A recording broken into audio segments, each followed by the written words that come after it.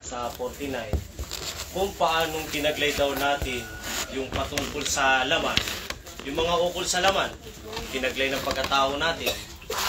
Ganun din sana ang patungkol sa Espiritu. So ibig sabihin, kung paano tayong nakikipangbuhay sa laman o sa sanlibutan, na meron tayong mga bagay na angking ginagawa sa laman, na nagkakamit tayo ng mga bagay ayon sa laman, nagiging successful tayo sa mga bagay na laman, sa mga material, nagiging successful tayo. Ganon din sana sa Espiritu, patungkol sa kalooban ng Diyos, na maging successful tayo sa harapan ng Diyos. Yung tipo na, yung mga bagay na gusto ng Diyos, ay may tanim sa ating mga pag-iisip. Kasi unang-una dyan yung babaguhin. Sabi ng kasulatan, pagtunog daw ng pakakak, lahat ay babaguhin. Ano po kasi ang unang binabago sa sarili? Yung pananamit? Yung pagpaparitoke? Yun ba ang mga binabago? Hindi po yun. Ang binabago sa isang tao ay mismo yung kanyang pag-uugali. Kaya ang bilin ni Apostol Pablo sa aklat ng Roma, ang sabi niya, sa ganito, at huwag kayong magsiayon sa sanlibutang ito, kundi mag-iba daw tayo ng pag-iisip, na yung mga bagay sa sanlibutan, itakwil na natin sa ating pag-iisip. Yun ang dapat na mangyari sa pagkatao natin. Na yung mga bagay na nilalakaran natin, yung mga bagay na wala pa tayong alam patungkol sa harapan ng Diyos, ay kalimutan natin. Kundi bagos mag-iba tayo ng pagbabago ng ating pag-iisip. Sa madalit sabi, kung dati wala tayong pagiging Diyos sa pagkatao natin, huwag na natin gawin muli yun. Kung halimbawa, literal ko na halimbawa, ganito. Kung dating magnanakaw ka, ang magnanakaw po, di ba, ugaling walang Diyos. Di ba? Kung dating magnanakaw ka, huwag mo nang gawin, kundi mag-iba ka na ng pagbabago ng iyong pag-iisip. Huwag mo nang gawin yun kasi alam mo na mayroong Diyos. Tama? Yun ang mga bagay na dapat taglayin natin sa pagkatao natin. Na lagi natin itatanim sa ating mga isip, sa ating puso, para hindi tayo magkamali. Kung halimbawa, magnanakaw, ikaw ay pumapatay, ikaw ay merong ibang Diyos na sinasamba, na walang ibang nagpapakilala sa iyo patungkol sa katotohanan. Lumayo ka na sa mga ganung bagay. At kung ikaw ay mapakiapid, huwag mo nang gawin ang mga bagay na yun. Kasi babaguhin natin mismo sa ating pag-isip. Alam niyo po mga kapatid ko, tungkol sa pagbabago, hindi naman Diyos mismo ang magbabago sa sarili mo eh. Ang Diyos tumutulong lang. Kung halimbawa ganito, ang Diyos kasi tumatayong bilang magulang eh. Naglalarawan sa pagiging isang magulang. Paano magbago ang isang magulang sa kanyang mga anak para matuto ang kanyang anak na hindi ang anak niya ay maging laking tarantado? Siyempre, magbibigay yan ng payo, paalala, bilin. Yan ang mga kadalasang ginagawa ng mga magulang bilang katuwang ng pagbabago ng isang anak o ng kanyang mga anak. Ganon din sa atin. Huwag nating iasa lahat sa Diyos na lumapit ako sa pananampalatayang ito para mabago lahat ng meron ako. Hindi ganun. Mismo ikaw ang kikilos sa pagkatao mo na kapag alam mong mali ang isang bagay, huwag mo nang gawin. Kasi alam mo na maliban na nga lang kung hindi mo pa alam. Kaya nga sabi ng pastoro, sa isang sandali, sabi ng kasulatan, sa isang sandali, pagtunog ng pakakak, lahat sana mabago. Alam niyo yung mabago? Yung mga bagay na inuugali natin sa sanlibutan na katulad ng iba, huwag na natin gawin. Sabi nga ni Apostol Pablo, di ba? Huwag nating hayaan o pabayaan yung ating pagkakatipon. Na huwag tayo mag-ugali na katulad ng ugali ng iba. Kasi yung ugali ng iba, kung tayo makikiugali sa katulad ng iba, wala rin tayong pinagkaiba sa mga ganun. Kaya nga sabi ng kasabihan, pag sumama ka sa mga bobo, ano mga itawag sa iyo? Bobo ka na rin. Pero pag sumama ka sa mga pantas, pag sumama ka sa mga matatalino, pag sumama ka sa mga makadiyos, magiging makadiyos ka rin. Ganun lang kasimple yun eh. Kaya lang dahil sa katigasan ng ulo, dahil sa katigasan ng puso, dahil sa hindi natin pagsunod, bagamat alam natin ang katotohanan, talagang naroon yung pagiging sadya sinasadya ang mga bagay na pagkakasala. Kaya nga sabi ng kasulatan, sa binasa sa 49, kung paano daw natin tinaglay yung mga ukol sa lupa. Naging successful tayo. Diba? Yung iba, yumaman. Yung iba, dahil sa pagsisikap, ukol sa laman, nagkaroon siya ng magandang hanap buhay, nagkaroon siya ng sari-sari store, nagkaroon siya ng shop, o nagkaroon siya anumang bagay na naging successful niya sa buhay niya. Dahil sa pagsisikap niya, dahil sa pagtsatsaga niya, nakamtan niya ang mga ukol sa lupa. Sana maging ganun din tayo, ukol sa langit. Yung mga bagay na pagdating sa mga batas at palatuntunan at yung mga bagay na kalooban ng Diyos, sana maitanim din sa atin na maging successful din na maglarawan sa pagkatao natin. Yun ang ibig sabihin nun. Kaya nga mga kapatid ko, bilang nasa pananampalataya, siguro naman, dahil alam na natin ang katotohanan, hindi na tayo magiging katulad ng iba. Kasi alam nyo kung bakit hinuhubog tayo sa mga ganitong bagay? Isa lang naman ang purpose ng Diyos na maipagkaloob natin sa Kanya ang Kanyang karangalan. Kung magnanakaw ka, may pagkakalubo ba ang karangalan ng Diyos na lumalang sa iyo? Alam mo, sabi na, kahit man sa mga laro, sabi ni Apostol Pablo, kahit sa pakikipaglaro, hindi pinuputungan ng isang tao kapag hindi yan nakipaglaban ng mahusay, hindi yan nakipaglaban ng matuwid. Ganyan sa sanlibutan. Kapag hindi tayo lumakad ng matuwid sa sanlibutan, walang korona ng Diyos na darating sa inyo. Walang darating na salitang katulad ng binikas niya sa kanyang anak, na bugtong na anak. Alam niyo, sabi niya sa kanyang anak, nung nakita ng propeta Juan, nung siya'y binautismuhan, ano ang nakita niya? Di ba? Ang Diyos nasa inyong kalapati, bumaba sa kanya. At ano ang sinabi ng Diyos na narinig, na tinig ni Juan Bautista? Ito ang anak kong kinalulugdan. Siya ang inyong pakinggan. Paano tayo pagsasabihan ng ganun? Paano natin maririnig yun sa bibig ng mga banal na espiritu na tayo ang kalulugdan? Samantalang, laging matitigas ang ulo natin. Laging matitigas ang puso natin. Kahit alam na natin ang katotohanan, tungkol lang sa mga bagay na pagkakampi-kampi, dapat wala yan. Tungkol sa mga bagay na pagiging makasarili, dapat wala yan. Wala dapat yung mga bagay na yan.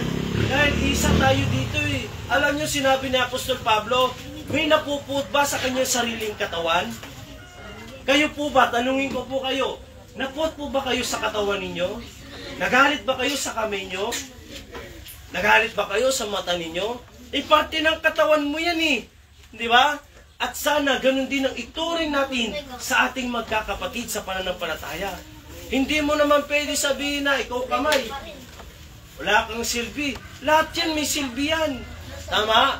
Kahit na mahina, kahit na malakas, kahit na magaling, o kahit na hindi marunong, lahat yan pare-parehas. Bakit? Yung magaling ba at yung mahusay ba, saan nagmula? Sa pagiging mahina. Kaya wag mo sabihin na ikaw ay malakas, ikaw na yung pinakamalakas. Tandaan mo, sabi nga ng kanta, tuldok lang tayo. Alam mo kaulagan ng tuldok? Pinakamaliit na letra na sinulat ng isang tao. Tuldok. Di ba? Yan ang pinakamaliit. Mas malaki pa yung kuwit. Di ba? Pinakamaliit sa harapan ng Diyos ay ang tuldok. At ganyan tayo sa harapan ng Diyos. Walang mas mataas sa atin. Lahat tayo, kahit naman si Kristo Alam mo si Kristo, kahit na Diyos na siya, hinubad niya ang pagiging Diyos niya. Nakitulad siya sa mga tao. Yun ang mga pagbabago na dapat maging pagkatao natin. Nang sa ganon, yung tibo ng kamatayan na dumarating sa buhay natin, hindi na dumating pa sa buhay natin yun. Ni yung mga bagay na biglang kamatayan, yung biglang kapagkapahamak, yung biglang aksidente, yung mga biglang hindi mo inaasahan sa buhay mo, na bumigat yung buhay mo, hindi na darating yun. Kasi yung dating may kasiraan at yung tibo ng kamatayan, aalisin yun, papalitan yun. Papalitan niya ng tinatawag na walang kasiraan. Kaya nga sabi ni Haring David, kapag ang kanyang buhay, ito niliteral ko na, kapag ang kanyang buhay ay laging nakatanim doon sa siping ng mga agos ng tubig, anumang kanyang gawin, giginhawa. Eh paano kung hindi ka nakatanim? Ano ang masisipsip mo? Matutuyo ka. Yan ang ibig sabihin nun. Kaya kung tayo ay hindi lalapit at sisipsip sa mga kaalaman patungkol sa Diyos, wala tayong matututunan. Lagi na lang tayo nakatunganga dito at lagi tayong tutulala na tila baga nakikinig pero pag-uwi walang laman. Ang ibig sabihin nun, kasi nahaluan ng ating pakikinig. Kaya nga sabi ng kasulatan ni Haring Solomon sa aklat ng Ecclesiastes 5 mula 1. Ano pagkakasabi doon? Sige, huwag mo nang basahin, bibigasin ko na lang. Ingatan mo ang iyong paa pagka ikaw ay napasabahin ng Diyos. Yun lang. Kahit yun lang. Ingatan natin ang ating mga paa pag tayo ay napasabahin ng Diyos. Ano ibig sabihin ng paa? Ano ang ginagawa ng paa? Lumakad, di ba? Pag ikaw ay nasa harapan ng Diyos, hindi porkit na pag nandito, napakabehig mo. Hindi porkit nandito ka sa pananampalatayang ito, napaka-bait mo. Tandaan po natin, yung mata ng Diyos, hindi lang dito sa pananampalatayang ito. Oh, kahit na nandun ka sa trabaho, kahit na nandun ka sa pasyalan, kahit na nandun ka, kahit sa kanlupalop ng bansang ito, kitang-kita ka ng Diyos. Walang lihim na hindi may bubulalag sa kanyang harapan. Alam nyo yung lihim na yon, pagdating ng araw yun ang sinasabi ng kasulatan, na sa huling araw, lahat ng tuhod ay luluhod at doon kanya sasabunin.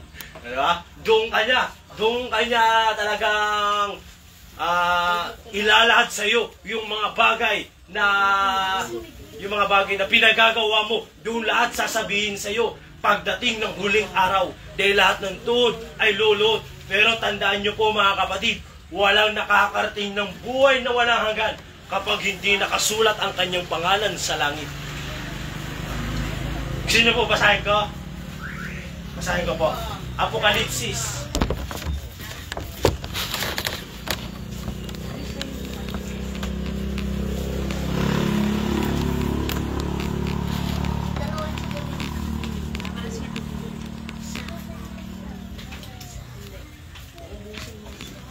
Ayan na po.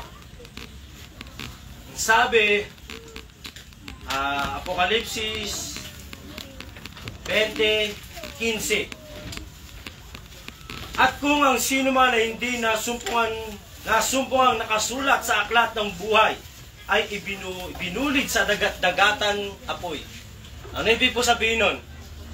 Sino man na hindi nakasulat ang kanyang pangalan sa aklat ng buhay. Ito yun o. Ano sabihin yung bukas na libro? Di ba sabi ni Haring Solomon, lahat tayo dito sa ibabaw ng lupa ay gagawa ng mga aklat. At yung mga aklat na yun, sadyang may kapaguran. At yung aklat na yun, yun ang talambuhay mo pagdating sa langit. Eh kapag hindi yan nakasulat sa langit, saan ang punta mo? Sa dagat-dagatan. Apoy. Kaya mag-ingat tayo sa mga pangalan natin. Paano mabubuo ang pangalan? Sa pamamagitan ng pananampalataya natin sa harapan ng Diyos. Pero hindi ibig sabihin na tayo nananampalataya na. At tandaan po natin, ang pananampalataya na walang gawa sa harapan ng Diyos ay patay. Kaya ang pananampalataya ay nilalaki pa ng paggawa para yung pangalan natin ay masulat sa aklat ng buhay. Para pagkadating ng huling araw, pag oras ng paghuhukom, lahat tayo ay makapapasok sa mga pintuan yung sinasabi ng kasulatan, di ba? Sa Apokalipsis, makapasok sa pamamagitan ng mga pintuan. Ibig sabihin, makarating tayo sa buhay na walang hanggan. At meron dong mga nakalagay doon kung saan ka pinapepesto. Yan ang hiwaga ng buhay. Na talagang yung iba, wala pang kalam-alam sa mga ganyan. Pero dahil may pastor tayo, kaya yung mga bagay na yan ay nalalaman natin dahil sa pamamagitan niya. Kaya bilang alam na natin, sana ingatan natin ang pangalan natin. Ang pangalan natin na nakasulat sa langit.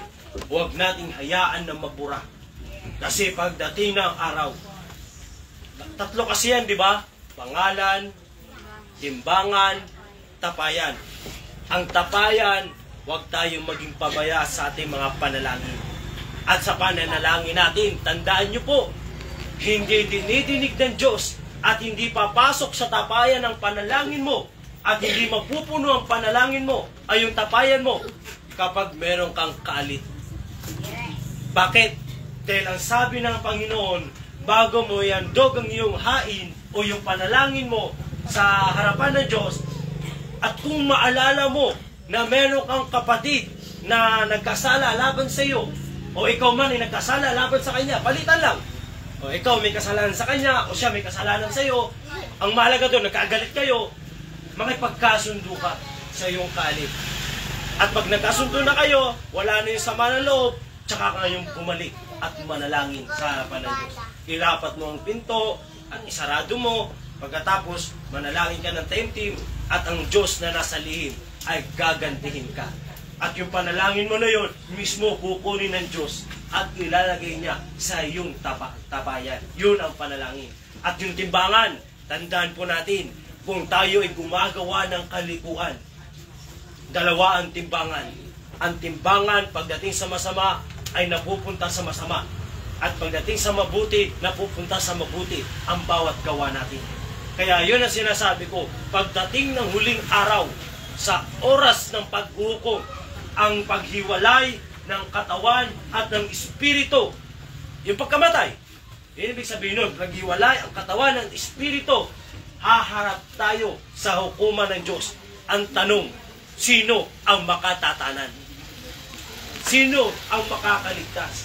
Kaya mo bang sabihin sa harapan ng Diyos, huwag mo na tingnan yung timbangan ko, huwag mo tingnan yung buhay ko? Ganun ba? Hindi. Dahil mismo, ihahayag sa iyo, pag ikaw ay kaluluwa, sasabihin lahat sa iyo ng iyong mga pinaggagawa. Yan ang salitang sumbat pagdating sa harapan ng Diyos. Ikaw, ganito ginawa mo, loko-loko ka, ganyan ka, tarantado ka, doon ka, shoot ka doon. Para kang 3 points. Impyerno, dahil wala kang nakasulat na pangalan sa langit. Kaya yan ang pakaingatan natin.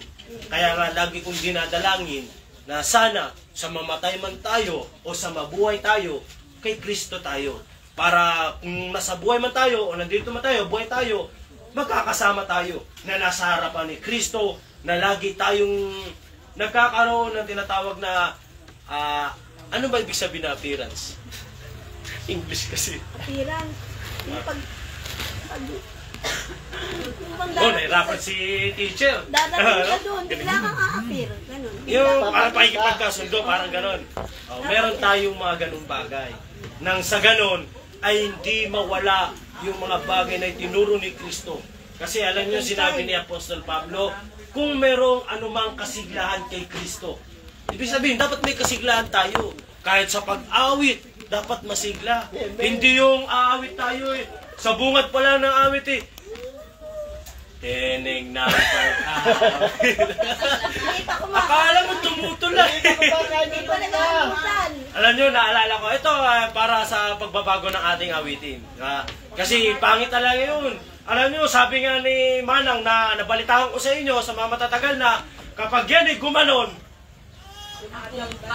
kumumpas, kailangan sumasabay tayo. Dapat ganun tayo Alam nyo, dapat sinusisihin dyan? Ay, walang dapat sisihin dito. Dahil tayo, parehas tayo, ang may mga pagkukulang. Okay? Ngayon, dahil may mga pagkukulang tayo, kahit sa awit, ang sa pag-awit kasi, pagdating sa tinig ng pag-awitan, ayon sa narinig ko kay Propeta Camille, na ating kapatid, anong sabi niya? Para daw yan nagmamarcha. Parang nagmamarcha yan. Yung talaga, mga ganun gising na gising yung diwa mo. Para kang sundalo na nasa harapan ng general, na kapag sumigaw ang general, attention! Ganun ka agad. Talagang titindig ka. Ganyan ang tinig ng pag-aawitan. Kaya po sa susunod, kailangan ayusin natin. Bago tayo magsimula, magpayapa tayo ng 5 minuto at para tulungan tayo ng mga banal na espiritu sa ating mga kakulangan. Di ba? Yun ang naman ang kailangan Huwag tayong magmamarunong, kaya ko na yan, kaya ko na yan. tandaan po natin, walang mas kaya sa atin dito. Lahat tayo mahina kapag wala ang banal na Espiritu. Tama po ba? Ang sabi ng kasulatan, kapag wala ako, pag-awit pa lang yun kaya kailangan ayusin natin yun. Kasi, ang oras ng alas 8 ay ano? Di ba nakalagay dyan dati? Nung una kong pagpasok dito, nung bago pa lang ako, yan agad yung yan ang unang bumungat sa akin eh. Yung binasa ko yun, oras ng alas 8, simula para pagsamba. Pagsamba. Oh, hindi na ako nalilito. Ngayon, pagsamba, Hindi na ako nalilito. aawit. Di ba? Uy, grabe naman kayo, hindi naman yun na tinutukoy ko. Ano na rin yun, may isip kami. Okay, sige. Tama na, naka-agets. Maganda yun. Nararamdaman namin yan. Okay. Tawag doon, hindi naman hate. Di ba? Wag lang yung sobrang manhid eh. Talaga di na tinatablan. Pangit yun. Mahiya naman tayo. Okay. Sa oras ng alas 8, starter at para sumamba. At sa pagsamba, yun ang awit, di ba? Aawit tayo hanggang alas 9. Ngayon, pagdating ng alas 9, magdarating yung alas 10, pagbaba ng Banal na Espiritu. Yun ang nabasa ko dyan, oh. Pagbaba ng Banal na Espiritu. At pagkatapos ng pagbaba ng Banal na Espiritu, ay ang pagsasaysay na pagbabanghay ng mga ibanghilista. Yun. Kaya lang, iba na ngayon. Oras ng start, alas 9. Oras ng tapos, alas 11. Napaiksi ah. Alauna ko. Pag wala ka sa mood, si Pag wala pa sa mood, uwi na. wala na tayo. Kaya, ayun na, isipin niyo maliit pa lang yan na batas. Masarap kasi malate. Maliit pa lang yan hindi na tayo nakakasunod. Maliit pa lang. Usapan na maliit pa lang. Kaya sabi ng Diyos, kung sa maliit na yan, hindi ka na mapagkatiwalaan. Paano ka pagkakatiwalaan? Pagdating sa pamamahala sa harapan ng Diyos. Mga malalaking bagay. Yung malalaking bagay. Paano ka pagkakatiwalaan? Oras pala ng alas 8. Hindi na natin natutupad. Sa pag-awit, minsan, okay lang naman kahit sintonado tayo eh. Maging totoo lang tayo. Alam nyo, sa pag-awit, sintonado man, sintonado man o maganda man ang boses mo, kung hindi nanggagaling sa puso ang pag-awit, walang kabuluhan. Kaya kung tayo yung mga sintonado, kahit bagamat hindi maganda boses natin, basta galing sa puso natin, tanggap yun sa harapan ng Diyos. Galing lang po sa puso. Ayan ang problema. Isa pa yun, kailangan makasunod tayo sa mga ganung bagay. Ito ay para sa ikaayos ng ating samahan. Dahil sabi ni Apostol Pablo, nabasa ko sa kanyang kasulatan, ang sabi niya, ayaw ko na kayong pagwikaan ng mga kabagsikan. Kasi kapag mabagsik lagi yung sinasalita, maraming nagdarandam. Pero tandaan niyo po, hindi lahat ng mga bagay ay maririnig natin ay hindi kabagsikan. Alternate po yan. Lagi tayo makakarinig ng masasakit, lagi tayo makakarinig ng hindi masasakit. Yan ang lagi natin tandaan. Kaya kung dumating man yung mga bagay na masasakit na salita, tanggapin natin. Dahil yun ay isa'y katututo natin. Lalo na kung galing sa Biblia. Lalo na pagkagaling sa Biblia. Kaya sabi ni Apostol Pablo, ako'y hindi nagsasalita na merong kabagsikan. Nagsasalita ako para sa ikatitibay at hindi sa ikagigiba. Tama. Ibig sabihin nun, kahit sa pangungusap ng bawat sa atin, kung meron tayong mga plano sa buhay patungkol sa samahan na ito, lagi sana sa ika-aayos, sa ikatitibay ng samahan natin. Amen. Huwag na tayong gumawa pa o huwag na tayong magsalita pa ng mga bagay na ikasisira ng ating samahan. Ikatitisod ng niyo iba. po, mga kapatid ko, pagdating ng araw, pag iniwan na tayo, huwag naman sana. Kailangan, bago tayo lisanin, yung mga ganap na tayo. Talagang mahusay na tayo, talagang mga matutuwid na tayo kung kumilos, sa pag-iisip. Yun lang naman ang hinihiling ko eh. Para yung tipo na, yung karapat-dapat na tayong pagkatiwalaan. Huwag kaming mali. Parehas pala tayo nakahilingan. Kasi isa lang naman eh. Kagaya ng mga apostoles, iniwan sila dahil alam ng Panginoon na alam na nila ang kanilang ginagawa. Di ba? Kaya ang ginawa nila, nag-ayuno, nang sabay-sabay sa atin. Kaya hindi na tayo'y magkakaibang mga iba-iba yung mga naging libwayan natin, iba-iba yung mga dugo natin, hindi man tayo mga magkakamag-anak, lahat naman tayo magkakapatid eh. Sa Lahat Panginoon. tayo, at sa magkakapatid, hindi mawawala ang asaran. Sa magkakapatid, hindi mawawala ang bikunan. Tama. Sa magkakapatid, hindi mawawala ang tampuhan. Sa magkakapatid, hindi mawawala ang lamangan. Wala Sa nang magkakapatid, dibdiban. hindi mawawala lahat yan. Pero tandaan nyo po, ang salitang kapatid, sila pa rin sa dulo. Amen. Ayun sana. Kasi gano'n naman talaga Sana ang kapatid eh. Na sila pa rin ang magkakasama. Bagamat na nagkaroon ng mga bagay na pagtatalo, sila pa rin ang magkakasama. Tama. Kaya lang, pagdating sa mga pagkakamali, huwag mo nang sadyain kasi alam mo na yan, totoo eh. Di ba? At alam na natin yung mga bagay na ikagagalit ng Diyos. Ngayon, dahil sa mga bagay na iyon, kung sinasadya mo talaga ang pagkakasala, tandaan nyo po, sa lahat ng magkakapatid, meron ding nalalagas sa kanilang magkakapatid. Tama? Tama. Sa kanilang magkakapatid, walang nananatili magpakailanman. Merong nalalagas sa magkakapatid. Tama? Bakit may namatayan kang kapatid? Ganun yun. Kaya sa atin, maging handa rin tayo. Kasi dumarating na naman ang kamatayan na yan kapag dumarating yung pagiging palalo mo sa buhay eh. Dumarating ang kamatayan o kapamakan sa buhay natin dahil sa sarili din natin ginagawa. Wala yung pinagkaiba sa tinuturo ng ating kapatid na Juni. Ang sinasabi niya, ang nagiging kasalanan mo sa laman mo ay siya rin ginagawa mo para ikapahamak ng katawan mo. O halimbawa, alam mo na bawal sa iyo yung taba dahil high blood ka, kain ka pa ng kain ng taba. Masarap Alam na mo nang inihaw. bawal. Masarap na Ayaw mo nang inihaw. gagawin. At kung alam mo naman na bawal sa iyo matatamis dahil diabetes ka, huwag mo nang gawin kasi alam mo nang bawal eh. Ganyan din sa harapan ng Diyos. Masarap ang litsi. Alam mo na. Litsi plan. Alam na natin yung 10 commandments. Huwag kang magkakaroon ng ibang Diyos. Huwag na tayo ibang magkaroon ng Diyos. Kasi Diyos lang, isa lang naman ang Diyos eh, na dapat natin sambahin. Huwag na tayong sumamba pa sa ibang Diyos. Alam niyo ibig sabihin nun? Sabi ni Apostol Pablo, kung kanino mo inihandog ang inyong katawan na pinakaalipin na iyong tinatalima, yun ang iyong Diyos. Kaya halimbawa, yung amo ko, buong buhay ko, siya na ang pinaglilingkuran ko. Wala na akong pakialam sa Diyos. Siya na ang Diyos ko. Diba? Halimbawa, nandun ako araw ng linggo sa sambahan.